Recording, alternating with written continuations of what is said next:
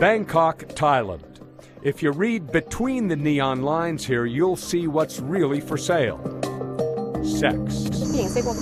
We are everywhere on every corner. There are lots of us. We work every day. The work's not exactly legal, but it is tolerated, because selling sex in Thailand ever since the war in Vietnam has been a big business. Oh, it's really big. You don't believe it. It's really big. The tourists not coming in Bangkok to see the temple and go to floating market, and then go back to the hotel and sleep at earlier. No way.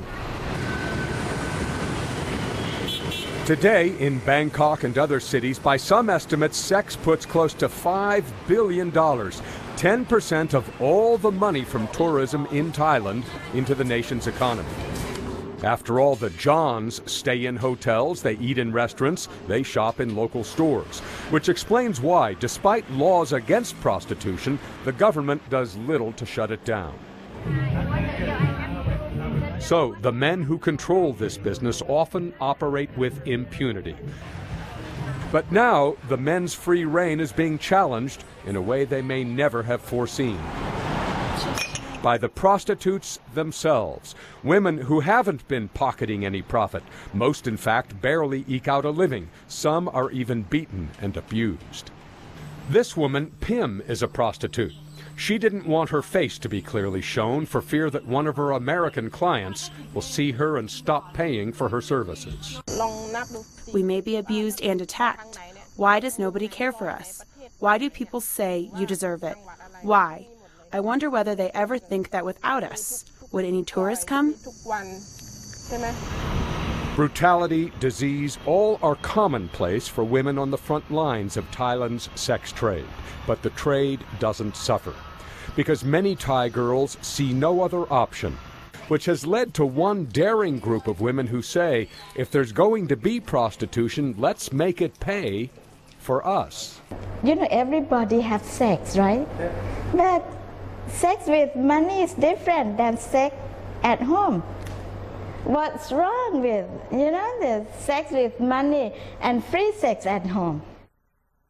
Chiang Mai is a city in the mountains of Thailand, almost 500 miles north of Bangkok. Nearly 750,000 people making their livings along the path of an ancient Thai trade route. Including these women, getting the bar and restaurant that they own and operate ready for a good night's work. It looks pretty much like any other bar in the city, except, while working very much out in the open, these women are prostitutes, and the main work they're getting ready for on this warm June night here at the Can Do Bar is sex. That's how this woman, V, now makes her living. Each of us put some money into it. As you just saw, we helped each other set up for the evening. Everybody owns the bar. It is a kind of collective ownership. The prostitute shares, ranging from contributions of about $35 to $1,600, they paid for the rental and renovation of this 3-story building with the bar on the ground floor.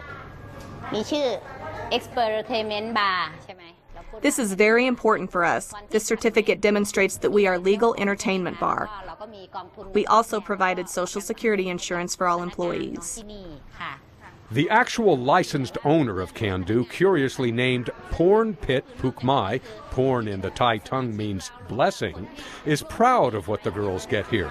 From Social Security, We pay 280 baht. This is for Social Security insurance. to regular hours, paid holidays, sick leave, overtime. We can at least feel that we are at the same page as others and not being marginalized. I don't have any problem living my life. Although the society does not accept us or our profession, we have to feel good about ourselves. Shantawipa Apisuk mentors the women society shuns, but they're not shunned as much, she says, as before. Before, people calling us, chicken or whore or many bad words. But now they call sex worker, they call service worker, service girls. And it's more professionalized and accepted in their society. At least that's a big goal for an organization of sex workers in Thailand called Empower, which was not created to end prostitution here, but to improve the lives of the women who are stuck in it. Chantawipa Apisuk was one of its founders. Strong, smart, sweet, and sexy. That's their strategy, sort of a sex worker business plan. To take care of the men, they have to be sweet and sexy. But to take care of themselves, they're strong and smart. But some argue those benefits don't change one basic fact. At the headquarters of the Coalition Against Trafficking of Women, Executive Director Norma Ramos says prostitution is not just the world's oldest profession, it's also the world's oldest oppression. If a man feels that he's bought you, you're a thing, and anything can be done to you. And so we don't believe that that woman or girl who's been purchased is a sex worker. We believe that her human rights have been violated in a core way and that she's been purchased for abuse. And you don't take someone who's being abused and call that work. But that's what many do call it. A woman in Thailand can explicitly sell her body thanks to a loophole in Thai law. Her job officially isn't prostitution. It is working in places like this that advertise sauna, karaoke, massage. V kind of worked her way up. Before she got into this business, V was a nanny, a store clerk, a housekeeper. She even sold rags at night. But then she went to work as a receptionist at a bar.